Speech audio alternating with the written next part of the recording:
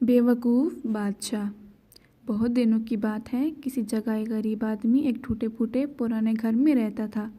वो मकान इतना बोसीदा हो चुका था कि एक दिन अचानक ज़मीन पर आ गिरा।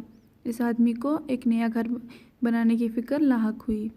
बच्चों का पेट काट कर और लोगों से कर्ज लेकर इसने एक नया घर बनवाना शुरू कर दिया। दीवारें खड़ी हुई, दरवाज़ा बन गया, लेकिन छत भरने के लिए गरीब के पास पैसा ना बचा। लिहाजा इस छत की जगह टाट बिछाकर इसके ऊपर मिट्टी डाल दी और बीवी बच्चों समेत नए मकान में जाकर रहने लगा। इसने सोचा कि बरसात शुरू होने तक छत ठीक करवा लूँगा। इस मोहल्ले में एक चोर था। गरीब आदमी का नया मकान देखकर इसने सोचा कि ये शायद दौलतमंद हो गया है, इसके यहाँ से शायद अच्छा खासा माल हाथ लग जाए। चनाचे एक रोज़ रात के वक्त जब सब सो रहे थे, वो चोर इस आदमी की मकान की छत पर चढ़ गया, लेकिन छत पर अभी एक दो कदम ही चला था कि टाट फट गया। वो नीचे कमरे में सोए हुए मालिक मकान के ऊपर गिर पड़ा। मालिक मकान हड़बड़ाकर उठ बैठा और चोर को पकड़ने की कोशिश करने लगा, लेकिन कमरे में बहुत गहरा अंधेरा छाया हुआ था, जिससे फ़ायदा उठाकर चोर भाग निकला। चोर भाग तो गया, लेकिन फिर इसको मालिक मकान पर बहुत गुस्सा आया कि इसने ऐसा नकली छत क्यों बनाई।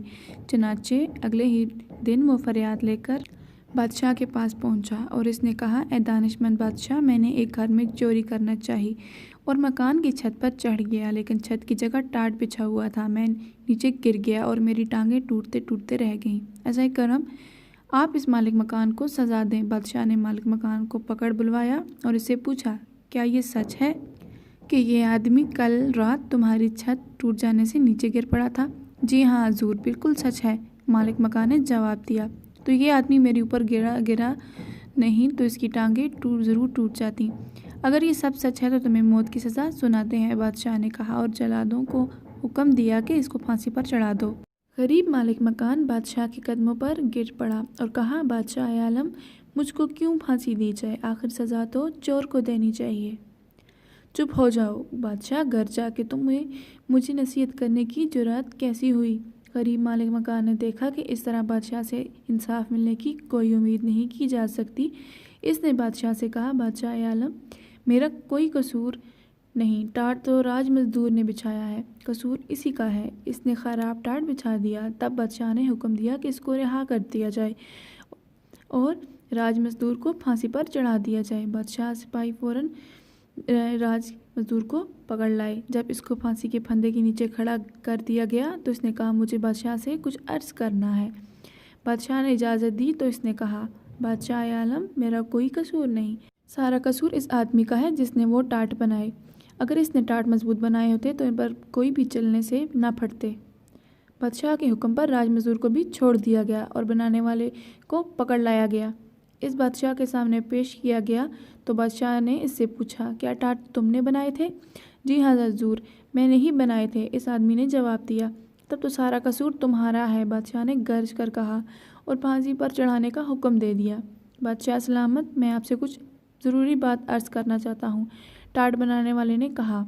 बात यह है कि मेरे बनाए हुए टाट हमेशा बड़े पक्के होते हैं, लेकिन जिस वक्त मैं ये टाट बना रहा था, मेरा एक पड़ोसी जिसको कबूतर उड़ाने का बहुत शौक़ है, अपने कबूतर उड़ा दिए।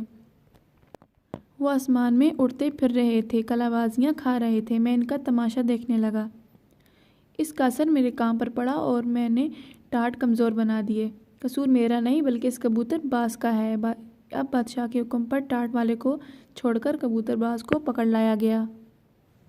फांसी की सज़ा सुनकर कबूतरबाज ने कहा, जहाँ पनाह, ये ठीक है कि मुझे कबूतर उड़ाकर इनका तमाशा देखने का बहुत शौक़ है, लेकिन इसमें क्या बुराई है? अगर मुझको फांसी पर चढ़वा देंगे तो इससे किसी का भला नहीं होगा।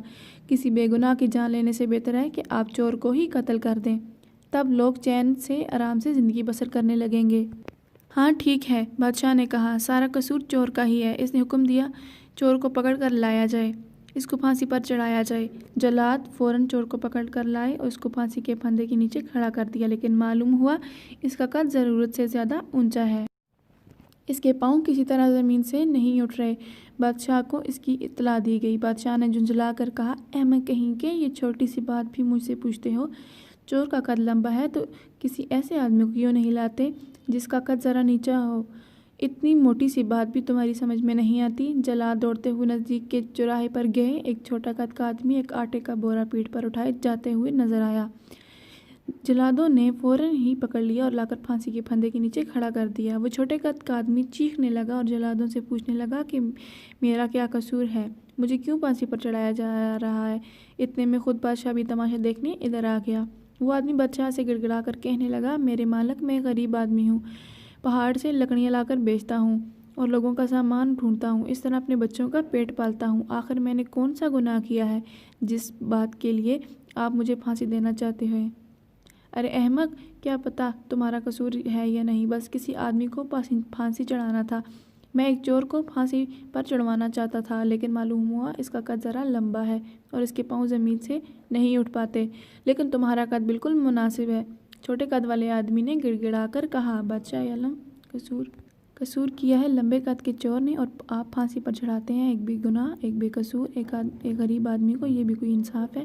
چور ضرورت سے زیادہ لمبا ہے تو اس کے پاؤں کے نیچے ایک گڑھا کھود دیجیے، سب ٹھیک ہو جائے گا۔ اس کی بات بادشاہ کو پسند آئی، اس نے ایسا کرنے کا حکم دیا۔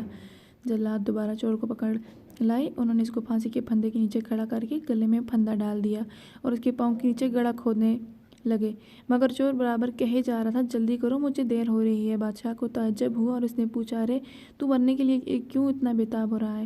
بادشاہ عالم، چور نے جواب دیا، میں ابھی بھی جنت کا بادشاہ مر گیا ہے، اس نے مرتے وقت یہ وصیت کی ہے، جو سب سے پہلے جنت میں داخل ہو اس کو میری جگہ بادشاہ بنا دیا جائے۔ وہاں بادشاہ کا تخت ابھی خالی ہے، اگر جلد پھانسی پر لٹکا دیا جاؤں تو ممکن ہے میں سب سے پہلے جنت میں داخل ہو جاؤں اور شاہی تخت پر بیٹھ جاؤں۔ بادشاہ کے دل میں لالچ اور حسد کی آگ بھڑک اٹھی، بھلا جنت کا بادشاہ بننا چھوٹی بات ہے؟ چنانچہ اس نے فوراً جلاد کو حکم دیا، چور کو رہا کرو اور مجھے پھانسی پر چڑھا دو۔ بادشاہ کے حکم کی تعمیل ہونی چاہیے تھی، چنانچہ بادشاہ کو سولی پر لٹکا دیا۔ اس لیے پیارے بچوں، لالچ بری بلا ہے۔